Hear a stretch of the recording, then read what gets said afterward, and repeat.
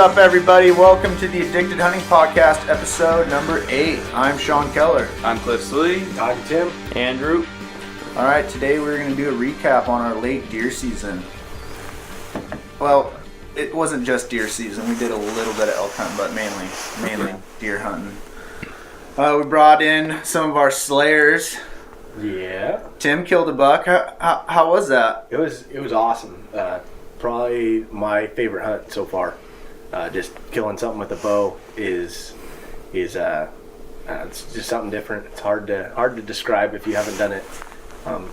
But I would definitely try if you haven't already. So, was this your first buck with a bow? Yeah, it was. It was my first stick and string deer. It was a tough hunt for me. Just seeing as I've had a lot of struggles with my stick and string in the past. Cliff knows all about. I know all about it. He's been with me on all my mess ups and everything else. So it was definitely something to. But finally getting it done. Yeah. You're welcome. Thanks. I told you I was going to take credit for it. You weren't there. You were one way or another. You were a couple miles away, but you kicked me out. So that's right. Had to go. Right. Cliff said he spotted that buck and he was on his way to kill it, and you snuck in and. Yeah, I Sonic the Hedgehog right up the canyon and just threw one of my quills at him. It was really crazy the way that it worked out, because like that morning, like we're headed in, and I've hunted with Tim for.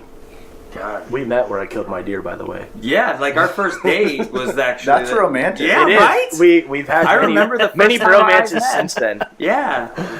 I was driving down the road, and there's this little guy walking down the road looking lonely. I'm not a little guy. He's not really a little guy, but no. But that morning it was crazy, because I've hunted with him for years, and he said something that morning that was kind of weird. And he's never said. He's like, I'm gonna kill a deer this morning. Oh yeah, it's always. I hope we see something today. Yeah. But it ended up being I woke up and I was like, I'm just gonna kill a deer.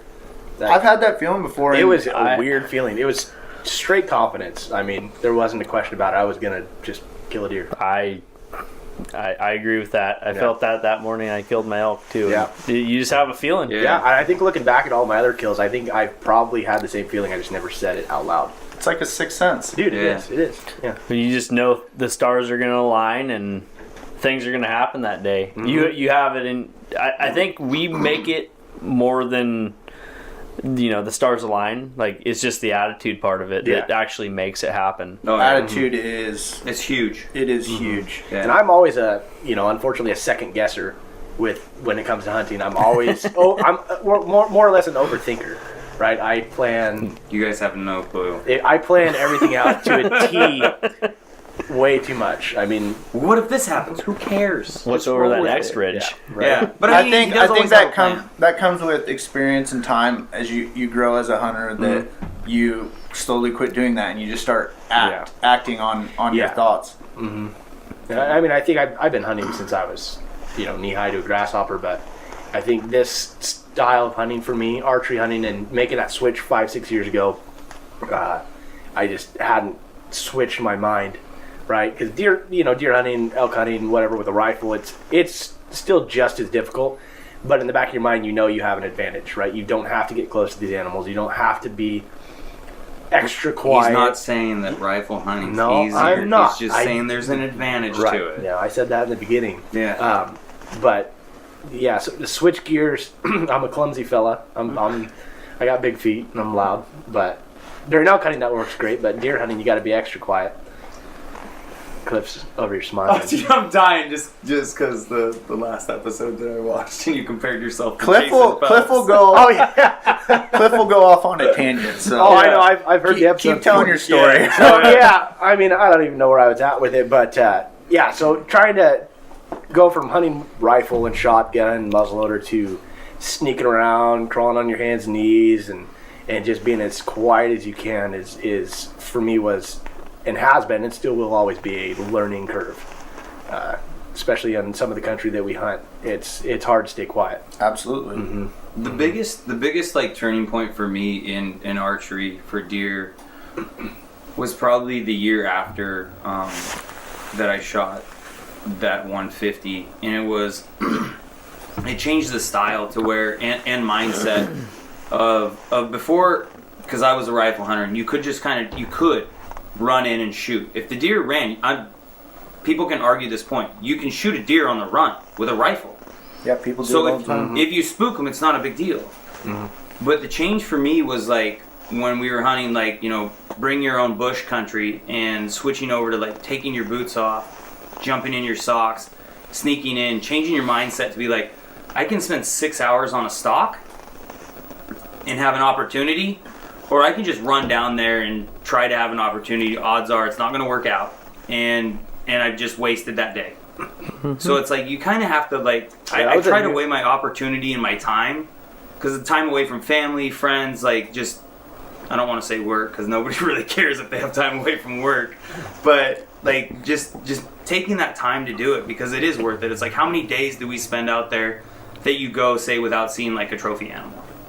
If you have one in your sights, like, take your time. That's like the biggest thing. If you think you're moving slow, and I heard this all the time when I was a kid, like hunting blacktail, I'm gonna go back to that. You gotta move slow. There's a big difference between moving slow though and second guessing yourself. Absolutely. Capitalizing. Yeah, You gotta you want to make sure capitalize. that when you do find that buck that you are, You have confidence in every step you take. yeah, You know you're not going to kick that rock over. You see that stick you're going to break. You know, you still know which direction the wind's blowing the whole time. Yep. For the 2 hours that you're playing the game. Oh, you guys pay attention to the wind? No, I'm kidding. What's wind? Yeah. No, and even the whole sock game. Cliff and I hunted a lot in the early season, and that was the first time I took my boots off in the field in front of another man. So So you guys must not wear gaiters. No, dude, you're in your socks because... No, I'm just saying because tearing I have a open horrible gaiters I have a horrible fear loud. of snakes, and Oh, Cliff doesn't I- let me wear my gaiters. I Yeah, tried so- to. I was gonna tear. I was about ready to take my boots off this year to go Yeah. sneak on a buck, and I went to go like, oh, Yeah. I can't do that because Have you that's seen- gonna be like Have you seen the video of the guy taking the Velcro off? How to take it off quietly? with a knife. No, I'll show you later. It's Okay. pretty good. But anyways, yeah. So just for me, it's and still is just take your time. Yeah, like you guys are saying, just solidly take your time. You're gonna make it happen. If that deer doesn't stalk, or excuse me, blow out, then you're gonna have your opportunity, and all that you actually can practice for, right? All your shot placements and your yardages and your windages, and all the 3D shoots we go on, that's already engraved in your mind. It's there. So once you make it to that spot that you're gonna take that shot from, and that deer's still there, it's game over. it's kind And of it- muscle memory. Yeah. And if you don't, you definitely learn something from it. Yeah. Yeah, you should be able to learn something from And- every single stock. And I mean, I don't know if I'm the only one, but you learn from every single stalk you go on, like Yeah. what you did wrong, because you sit there and think about it after that deer elk blows out. You're like, well, this is what I did wrong. What happened? Yep. What happened? Yeah, I think It was that branch I stepped on. It was the Yeah. wind that, it might be out of your control. Maybe the wind switched, but Yeah. you learn something every time. Well, and especially for new hunters, getting frustrated at blowing out animals on the stalk, or when you're still hunting, blowing out those animals, instead of getting frustrated, wondering like what you did wrong, like kind of analyze as you're hunting, like what's going on around you, and it's just going to make you a better hunter. And when you do mess up that stalk, you're going to realize, oh, I know what I did wrong this time, and I'm going to try not to let it happen next time. And I think that's all you can do. And like, as I have grown as a hunter, there was times when I was younger where I didn't know what I did wrong. Right. And just as you progress, you start kind of keying in on certain things, and you're like, man, the more time you spend chasing after these animals, just the better you get, and you just keep getting better and better. When you start taking it serious and you really start analyzing every step you make and every animal that you may jump out of its bed, or you blow a stalk, you start analyzing that stuff. When you start taking it serious, you really understand on where you're messing up, and you'll learn from it. I mean, Well, and I used to just get way too excited. You know, Yeah. I love seeing deer. Even Yeah. if they're 500 yards away, I'm a kid. I mean, I turn to Cliff and I'm like, Dad, look, there's a deer. You know, but the deer that I ended up getting this year, so I punched my first tag in archery. I saw the deer early in the morning after Cliff and I split up. And I kicked you out. yeah, he kicked me out. Anyways, but I spotted him probably around 8 o'clock in the morning chasing some does around, and I already was watching a few other bucks and just thinking to myself, there's no freaking way I can even get to these things. I need to. So the buck was still pushing does a little bit. Yeah, oh yeah, That's oh yeah, good. he was running That's them good. around. Yeah, all of them that we saw were really pushing. I think every buck that we saw was pushing a doe. Because late season's hit and miss, especially In Washington. You know, some years they're still rutting, some years they're full on. This Yeah. year was the most rut action I've seen in probably 8 or 10 years. I'm just gonna take it and say that I said that was gonna happen after I saw deer. Like we had the conversation on one of the podcasts. You said the rut was early. I said, yeah, but you got to remember, there's always more than one phase of the rut. Like when a doe comes into estrus, if she doesn't get bred, you're talking like I believe it's like 28 days later. Yeah. That roughly fell on this late season hunt. And it was Yeah, perfect. that makes And sense. it was money. Absolutely. It was perfect. I mean, every doe or every buck we seen was, nose up a doe's ass. Yeah, they were pushing hard, man. And especially if you do hunt deer from say September 1 all the way through December, like if you have multiple deer tags or a multi-season deer tag, or you hunt multiple states, whatever the case is, you kind of get to see how those deer are acting and what stages they're going through, and you can kind of plan stupidity. your Oh, next dude, hunt. I was so excited for this year because and I mean, there's times you're right. Like the younger bucks, they get a little froggy and they may jump the gun a little early because they were smaller bucks that I saw. But the way those bucks were pushing, like, dude, I was like, I cannot wait for late season. Mm-hmm. I may be wrong, but You could get close enough to just jump on their back. They wouldn't carry you there. yeah, at some point. There was. I feel bad because Tim's trying to tell a story. I know, and we No, keep it no, on. it's all right. You know, I'm Yeah, go really ahead, not man. used to telling stories about killing deer, so I'm a listener. I'm the story listener, but yeah. So I spotted this buck, early in the morning, like I said, and was Where watching were some you other. at? Don't say it. Yeah. Anyways, no. And I just kind of sat down and I thought it over for a while. I think the first time I sat for about an hour watching this buck. Oh wow. Yeah, I mean it was a while. He wasn't calmed down. He's running after this doe, and I was watching a couple of other bucks at the same time, just trying to see if I could get to any of them, because where I was hunting, crossing this canyon was a feat. It's a pretty good sized drop at the bottom. Easy to get to that drop, but once you get to that drop, you're gonna jump off a little bit. So kind of just sat there, watched him, and I decided, unless he goes a couple more fingers up, chases that doe up there, I won't be able to get to him. So I decided to go try my luck at a different deer up the canyon further. And as I made my way up, every once in a while I just kind of glanced back at this buck, and he was always still in the same spot, not moving more than 50 yards one direction or the other. So I just kind of kept it in the back of my mind. I said, well, if I get to the finger that's up above me, quarter mile or whatever, and I turn around and he's bedded down, I'll kill him. And sure enough, I got up to the top and I turned around and he's laying right in the middle of the open, and doe's laying right at his side. And I was like, that means I have to go over there. So It's not. now I gotta find a way to get there. Yeah, that's so the hard part. that was plan 2, I guess. Plan 1 was, make sure he was bedded. Step 2, I guess you could say, is to find out how to get to him.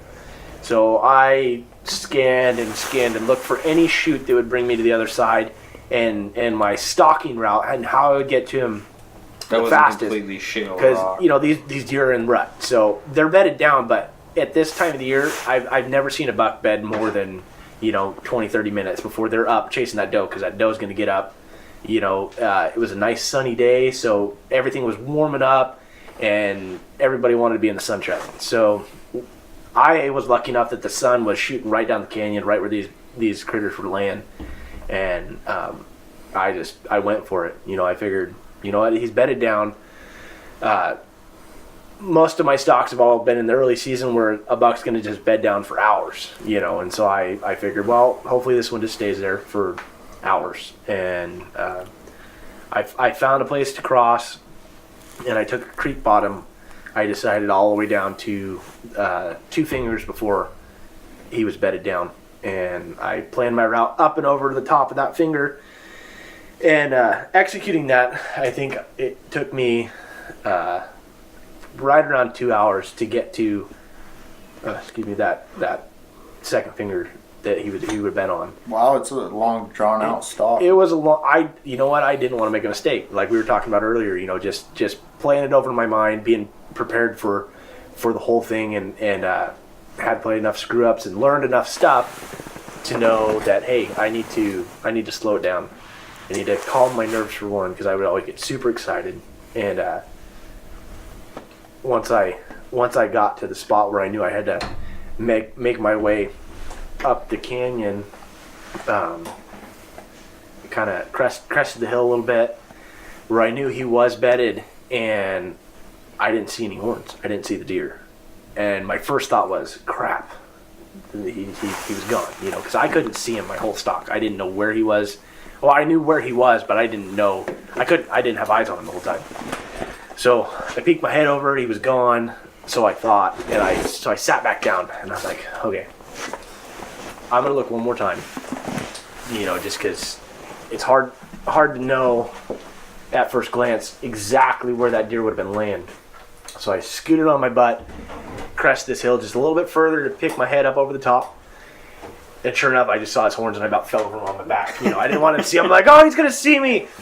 Can't see you from the horns. Can't see me from the horns. I know, but you know me, I'm just overly prepared. And you know, the whole time I forgot my wind checker at camp, and so I was doing the old lick your finger, put it in the air thing. I remember you said, no, this is no joke. Like, I remember him telling me this. I'm like, are you kidding me? You know, it was wet outside, so there was no dust on the ground. Yeah. Yeah. And so I literally would just stick my finger in my mouth and hold it in the air and wait for the side to get cold. And I'm like, I have great wind still. Okay. You know, I felt really primitive, like an Indian. Which, fortunately, I mean, that canyon, usually we have a pretty predominant wind going up it. Yeah, so. there's a lot of fingers that make it swirl, though. Oh, So- no, for sure. Right? For you guys that are listening, make sure you buy 10, 15, 20, a whole case of those breeze Yeah, squeezes. a I do it backpack every year. full. Make sure you guys have a ton of those, because those are game changers. 2 in your side pouch, 10 in your top pouch. Yeah. Because Five you're in always each gonna pocket. you're Yeah. gonna drop it, you're gonna Yeah. lose it, you're gonna forget it. Mm-hmm. You just want to have it. Yeah, so when I got my second look, saw his horns, I forgot to range him when I saw him. So I knew I had to, again, expose myself just about for a third time. And that got my nerves going, because I just, you know, still me, you know, overly prepared, getting all excited. You know, I almost wanted to just yell up the canyon, hey, Cliff, I see a deer. But I probably could have heard you. he probably would have. So I ranged him 3 times. And I ranged him 3 times because I've ranged deer before and hit sticks and hit behind them because I shake so bad. That's a good Because I point, get though. so excited that I wanted to make sure that I had that deer exact yardage for what I was going to shoot. And I practice out to 80, 90 yards consistently. Once I get my bow tuned at the beginning of the year, I shoot 80, 90 yards. And, you know, I ranged the deer at 74. And for me, that was a long shot even still, just being as it's an animal and not a target. But I had such a wave of confidence coming over me that I knew that this deer was going to be in my hands very soon. So I stood up, and that deer looked over at me and didn't move a muscle other than his ears. Didn't look like he was nervous or nothing, I think, because the sun was directly on me too. So I wear a contact in my right eye, and only my right eye. And I was thankful that I put it in because I almost forgot. I put it in after Cliff and I split up. And I was like, oh, I need to put my contacts in. So I pull a trigger on my bow after a deep breath and a quick prayer, and I heard the thwack, and then I heard my arrow hit rocks, and I heard it go down the canyon, and my first thought was, I hit a rock. Holy crap. Again, something bad. You know, always just second guessing myself. Add this to the 7 years of bad luck. Yes, it is. Every year something bad happens. But so the deer runs off, and it runs up the canyon hill, and stops and looks back at me like it never even got touched by a broadhead. And so, to me, that's, you know, strike two. And so I ran after him, tried to knock another arrow, and tried to get a second shot in him, or at him, or the first shot, basically. Because you didn't know if you hit I him had or no not. idea. It sounded to me, what it sounded like is that I hit right in front of him, and it bounced over his back and just went down the canyon. And no sooner did I look to my left, and there was somebody with a spotting scope watching the same deer. This part's awesome. So You can't see this, but I love this is my favorite part of the story. so I see this guy, and I start waving him down. You know, just flailing my arms and trying to get his attention. I'm looking through my binoculars, and he's kind of on his phone, just periodically looking at me through his scope, and then back on his phone again. And I'm like, what? You know, I'm trying to get your attention, dude. Get off your phone. You're hunting, right? You just saw somebody kill a deer. High-tech Maybe. redneck. Yeah. And I was like, whatever, just screw that guy. So I decided to do my double check, and I was going to look for blood and look for my arrow, because I shot at a deer. As far as I know, I just shot at a deer. So I wanted to do my service and make sure that I didn't wound this animal, and if I did just wound him, that I was going to have to blood trail him for a long ways probably to take him out, because I don't like wounding deer. And so made some circles, didn't find any blood, couldn't find my arrow to save my life, couldn't get down to where my arrow would have been anyways, and went back to where he laid down, did my, you know, range to where I shot from, and nothing. And I kind of got real discouraged, and I decided that I needed to make one more circle right where the deer ran. And as I did that, I got to the deer trail, and the spot that I crossed the deer trail, I looked down, and there's two spots of just bright pink blood. And I was like, that's a dead deer. Oh! And I just instantly, I pull my phone out. I'm trying to call Cliff and Tony, and there's no service, and I don't have anybody to hug, and I'm like, I don't see the deer, but I know the deer's dead. There's too much blood here. It's a done deal. And so I was like, okay. So I set my bow down, and I dropped my pack a couple fingers back behind me, because I pack a lot of water, because I drink a lot of water, so it's heavy. And I went to go back to grab my pack, and I heard some sticks breaking up above me, and I was like, crap, I don't have my bow, and I think that's the deer.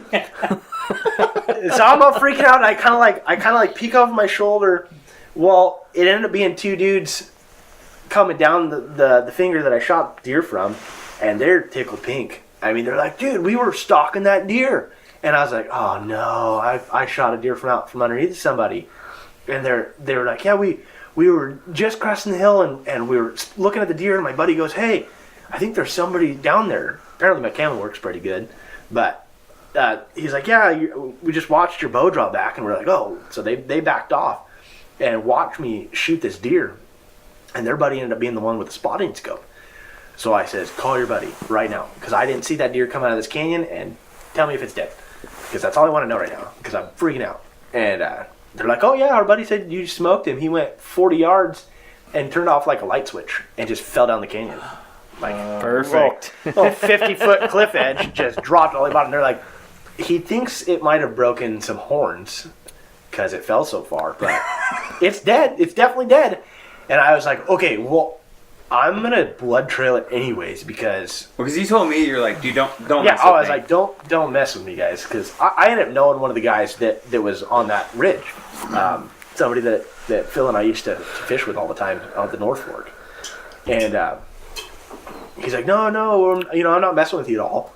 And I was like, okay, well, I still want to blood trail him. So he's like, okay, whatever. So we followed the blood. It was an easy blood trail, and it did. It went 40 yards, and you look over your shoulder to the left, and it's all shale. This whole thing is shale. And I had heard a big shale splash right after I shot that deer, but I figured it was just the bucket of doe running away from me. So we followed the blood down the shale, and it's all over the place, and I'm just getting so excited because I'm like, nobody's seen this deer come out. Nobody saw it come out. It's dead. I got my first deer, and no sooner did we get to the edge of the cliff, and there it was, and I was like, just trying to hold back the tears, man. Such a struggle. That's so cool. Yeah, and when I got, went to go get my backpack too, I was just like, I was wiping them away from my eyes, like I don't have anybody here, but this is so exciting, and That's what it's all about, man. yeah, and we got down to the deer, and these guys were like, well, we're down here, so we'll help you get him out.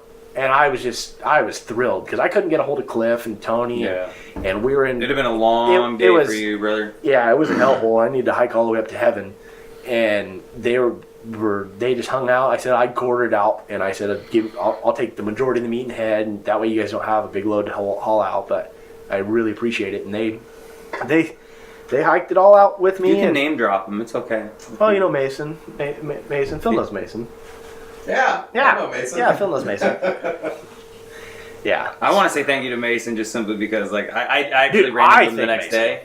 I was like, hey, I want to actually thank you guys because if it wasn't for you, it would have been my ass having to go down there and drag that thing out. So I want to say thank you. Don't worry about him. I think they offered help because they had to climb up the other side anyways. Right. They had to go anyway. So, but yeah, once we got out to the top where I had service, I tried to call Cliff. Still no answer because he didn't have any service. So I figured I'd send him a picture of my notch tag and just let the mystery begin. And no, it's no joke. So it's almost dark, and me and Tony were on the other side of the canyon, and the beauties of public land. I had this just gigantic foreground with eye guards get blown out. There's a guy that was down below us that we didn't know was there. And I mean, that's the thing is with public land, it is what it is. You just deal with it. And so we dropped down in the canyon, hit the other side. We're literally almost back to the truck, and Tony's like, "Dude, Tim just sent me a text." Look at it, and he's got on his he's got his little EXO backpack set up and the date and everything, all chopped. Yeah, your pro photo style, Instagram style. and so I'm like, no way, dude, I'm super stoked for him because I know if anybody knows Tim, this guy spends a lot of time out in the woods. And for him, not to kill stuff is just, it boggles my mind. This guy puts in a lot of work. And so at first, I'm super stoked. I'm like, oh my God, dude, this is so awesome. And we're 500-600 yards from the truck. And Tony calls him, and then I was like, dude, did you notch your elk tag? Did you notch your elk tag? That's the first. That's how highly did you think of me? Come on. But here's the thing: is he chuckled a little bit, and then the end of the phone call, and I'm like, dude, he probably notched his bear tag. That's what he did, and he just put it on his backpack. He better not have done that. I was like, no, he wouldn't have done that. So we're just getting back to the truck, and and my buddy Tony, he's got a rig, it's got a rack on the top, and you see these white bags, and I'm like, no way. And he came from around the truck. I just kept running at Cliff. And I could see him getting arms up and bro, straight style hug, deep hug. Dude, I was super stoked for him. Cause I said, this guy, he tries super hard, and you guys know. What's that? And just congratulating him and everything because I've been there. I've seen the struggles that this guy's been through. And spent a lot of my time, and thankfully that I have a wife that understands sometimes. Yeah, my time. Well, and a couple things I took from that story too is what was super cool is those guys when they came over the ridge and they seen you draw your bow. They really did. Back. They respected that, and that was. I felt bad. I didn't know anybody else was in that canyon. I thought I was by myself. Well, and that's public land hunting, It is. And what was cool is not only did they step back, but after they seen you shoot that buck, they came down and helped you out. And I think that is just huge. That tells a lot about what type of people are out there. Absolutely, and if I see ever anybody in the woods that shoots an animal, you betcha I'm gonna strap some meat to my pack and pay help it forward. Pack it out. Dude, I get excited either way. It doesn't matter if I kill it or not. Oh, That was- absolutely. yeah. That was It's- my season, man. Yeah. That was my season. Yeah. Just I'm Like- there. Like I'll help in any way, shape, or form. Like So we were all out archery hunting, unit that's open for late archery season. But Andrew, you guys were hunting a late muzzleloader Yeah. hunt. Yeah. So we ended up we went 2 for 5, which is little on the low end, but we were successful. Like I put my dad's best friend on a buck and one of my very good friends on a buck, and you know, no matter how, you know, we hunt for the success of a party, not the success of a single person. I think as everybody should. Yeah, you know, I mean, watching my dad's best friend, you know, he's not the hardest hunter, and honestly, I put him on the easiest spot to get into, and they literally shot a buck 200 yards from the truck as I proceeded to hike 4 or 5 miles per day, and yeah, it just kind of works out that way. I don't know what it is, but I hike to the bottom of the canyons and they sit up on the edges and they wait for success. And So in the area that you were hunting, were the bucks still pushing does? absolutely, yeah, that was one thing. We seen more rut activity this year than I don't know, the last 8 years that I've seen. I mean, we seen every buck we seen was pushing a doe. It was pretty unreal, actually. I mean, usually the rut over in that area hits a little earlier. Excuse me. But this year, like Cliff said, you know, it just happened to be like the stars aligned. Like it happened for once, and yeah, like you see it for once. Literally. yeah, you know, I didn't notch my tag, but you know, our party was a success. It was a huge your heart. I notched my heart. Yeah, I notched my heart. I still have till December 15th to get a blacktail, but yeah, the struggle's real. The kids and the wife's work is it's real. Yeah, I'm trying to squeeze one more day in. I'm hoping next Thursday. Mm-hmm. But So were you guys? So you guys were setting guys up on ridges and trying to catch these bucks, pushing does, or in between their bedding and their feeding, or yeah, so basically we hunted partially public land, partially private land. I'd gotten contact with a landowner in the unit I was hunting and talked to him, and he said it was all right to hunt, and you know, the whole rigmarole. But I went and scouted it twice and seen a lot of deer and a lot of does, so I knew the bucks were going to be in there. So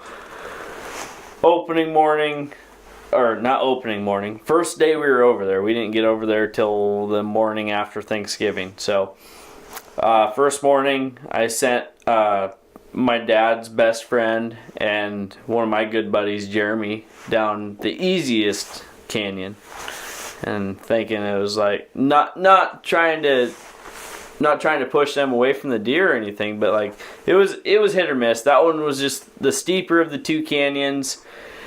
Jeremy, my dad's best friend's not in the best of shape, and I was like, hey, you know, this would be a great hunt for him. Also, Doug doesn't like to hike down canyons, so I was like, okay, perfect. They'll love this spot. You know, you just get to the canyon edge and you kind of rim it, and that's it. You know, I told them walk down in there, sit, wait. You know, get to mid-morning, get up, walk, and if you don't see anything, we'll meet you back at the truck at 1 or 2 o'clock in the afternoon. Me and my dad went down the steep end because I was figuring on a big old cagey buck being down the steep end. oh yeah, And pretty much the opposite. Me and my dad got about 45 minutes into our hunt, and we heard a gunshot. Thanks, Phil. From the opposite canyon. Yeah, Phil just put a big old spider on our table. Big old son of a bitch. He's a lover of all wildlife. That's a trophy. It's an 8-pointer. 8 points. So, anyways, we got about 45 minutes into our hunt, and we heard a shot from the opposite canyon. The first day we were over there, and that meant nothing to me. You know, I was like, okay, great. You know, they got a buck, or they got something. You know, so I kept hunting. I told my dad, I was like, hey, we need to keep moving. I got up and over a knoll, and I was glassing for about 15 minutes, and I was like, where the hell's my dad? Look over.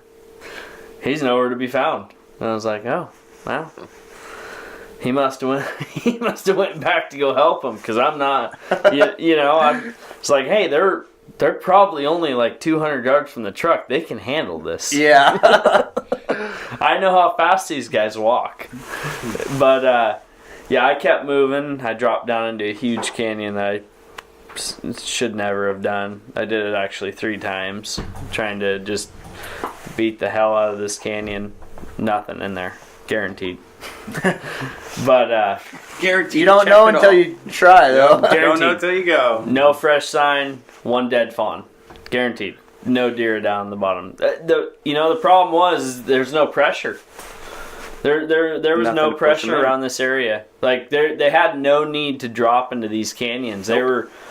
What we found after and this spot was a big learning experience for us. Is you got to learn your area, and we found that these deer were not pressured as I thought they were. Yep.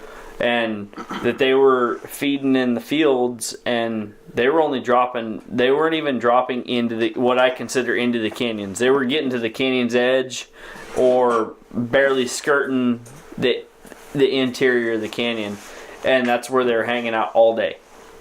So it was very hard for me when when I think mule deer, black, learning this area was huge for us, and we found out that the deer just kind of fed in the fields, and afternoon they bumped down into the canyons, not very far. And second day, my dad's buddy Jeremy ended up killing that first buck we shot, and that was his probably nicest buck he's ever shot. It was a really nice deer. How wide was it? The first one we shot, he wasn't very wide, but man, I tell you, the bodies on these things were huge this year, and the meat, man. And you're saying they're really thick in the ribs. Thick in the ribs, and man, huge in the neck. Like some of the biggest deer I've seen over there. Like there was probably 2 inches of meat on the ribs. I told my dad's buddy, I was like, hey, I wouldn't put that in the burger, man. Like riblets. Yeah. I would start hacking up ribs. Like that new Meat Eater book is out, and he's got an excellent recipe for that. Yeah, he's got me all like intrigued about the ribs, because we always just turn it into burger Okay, meat, so but- sorry to go on a food tangent, but we did cook tongue. How was it? How was it? It was freaking excellent. Dude, I got a buddy that he always asks me for the tongue. He makes Okay, tongue I've tacos. watched I bet Meat you say Eater that to for all the boys, years Cliff. and seen him do it, and I'm like, every time I shoot a deer, I just forget. Not that I really forget, but I'm just like, It's not in our culture. It'll kind of be a pain in the ass. Yeah. This year I did, and I was like, hey, that first buck we got, I was like, hey, let's get the tongue. Let's do this. Let's do some lingua. Yeah, that cow Katie's sister killed the owners of the property where we camp at. Mm-hmm. They asked specifically for the tongue. That's all they wanted, and so I cut it out for them, and they said they love it. I'm gonna have to try it. I'll tell you, it's a muscle. It's very like, different. It's no different. Like it is different. Like texture wise, I would put it as like eating heart, kind of. Delicious. It's kind of it's a little. I wouldn't call it tough, but it's different. Do you guys like stake it out, or would you guys? No. We put it in bits, and then we just put it in some oil with some garlic powder and salt and pepper is what we had, and it was delicious. I can't wait till we do a podcast just on cooking venison. I'm gonna get Katie in here and Dude, Mikey, and we're sure. gonna You do wanna a do whole some heart- podcast on how to cook. I'm all wild over the game. jerky side. This will be So this stay will be a tuned. video where we need to do in the daylight, like full on cook. We need to put a cook station. We could do up, that too. Yeah. you know. But anyways, Jeremy shot that one buck. We got him out. I wasn't there for the shot. I wish I would have. Seems to be that I tell him where to go, and he ends up shooting a deer. Wanna come hunt with me? And absolutely, I'm a lot better telling people where to go than I am shooting deer myself. It looks like, but because the last few years been pretty rough on me, but pretty good for the people I hunt Well, with. that's and, good. That's all And that I do matters. most of the research. That's so it's a win-win still, though. it's an absolute win. I love watching people, being successful. That's part of that's why I do it. Yeah. You know, it's watching my dad's best friend who, he's not in the best health, and one of my very good friends, they both shot deer, and I was tickled pink, man. That's awesome. I was just as happy for them as if it were my own tag. When did you guys kill the second buck? Was it that evening or? No. So we shot the first deer on Friday morning. Or no, sorry, Saturday morning. The second deer was Saturday night. Or Sunday night. Oh, okay, cool. Sunday night is when we shot the second deer. And that was, crazy, man. I was out just down deep in a canyon. Pounding away on that canyon. They got Down nothing deep in in a it. canyon trying to find an old cagey buck, and happens to be there, not down in the bottom. Should have started looking for horns. That's what Tim does. He was looking for horns on When I know deer's kill head. deer, I did. I And find horns. There wasn't horns. I found one dead fawn, and it was crazy. But we cooked up some heart too. Yeah. That's I used to always throw that away. Like, I That's was like, the I don't fir- eat guts. It's my favorite. I good. saved the heart for my deer this year. I never saved it before the from a deer. heart is the Only benefit of not shooting a deer in the heart is, especially with a rifle. I Yeah. actually prefer not to aim for the heart now, because once you have heart, like that is the tenderloin, in my opinion. That is so good. It is. If you do it right, and we So can the go reason into this Sean in a hunts is different for the heart. podcast about processing meat and how to cook it, but we did tongue and we did heart, and the heart. The first deer we got, they left it down in the canyon, and to be honest, I was very hungover. It was my birthday weekend, and I did not want to go down in that canyon to go get that heart. So I was like, it's down there, and hopefully we get another one. Yeah. Because, I've accidentally left them. I didn't mean to. Just a lot of times when you do gutless method, we'll pull out Right. the tenderloins and stuff, and we forget. Space it, Yeah, yeah. we space it, and I'm trying to get better at remembering it because it is one of my favorite parts of the. if you do it right, it is just as good, if not better, than tenderloin. In my opinion, Yeah. I love heart. Like, you can do heart steaks or heart steak fingers. I feel like we're gonna go into like Forrest Gump style Forrest here. Gump things. I think everybody's hungry. I think that's why we're talking about food. Right. Heart Well, it fingers. sounds like you guys had an awesome late season. I'm stoked for you guys. Yeah. It was fun. It was fun. I got to participate in a little bit of hunting, but more of camp festivities. I was like the certified You were a wood cook? splitter. You were a cook? No, all the women bring huge casseroles. So all we have to do is heat them up. It's Oh, really perfect. nice. But yeah, I did a little bit of hunting with Katie, but we were just more hanging out this year. But That's it was, awesome, though. It was fun. Yeah, it was fun to hang out and just, Jeff killed a really good buck, and Yeah. Lonnie had a chance at a really good buck last time I talked to him. He's still out He's hunting going away. back up. Is he Yeah, really? or yeah, he's He- going back Yeah, up. he'll He's get pro out next still? week. Yeah, he's got some good bucks on his camera, so hopefully he can get it done. I hope But, he smokes the Brahma buck. We hopefully- dubbed it that. Yeah, I know, Yeah. right? Hopefully we'll have some more bucks to tell you guys about. But anyways, make sure that you guys, if you guys want to hear anything from us, or if you guys have any ideas and podcasts you want to hear about or learn about, make sure you guys comment below. Let us know how we're doing on these podcasts, if you're enjoying what we are talking about. don't forget to click the subscribe button. Yeah, don't forget to click that subscribe button. I think I still need to click it, guys. To be honest. Thanks, Are you Tim. kidding me? No. All right, thank you guys for listening. We hope you enjoyed it. Have a good Thank night. you.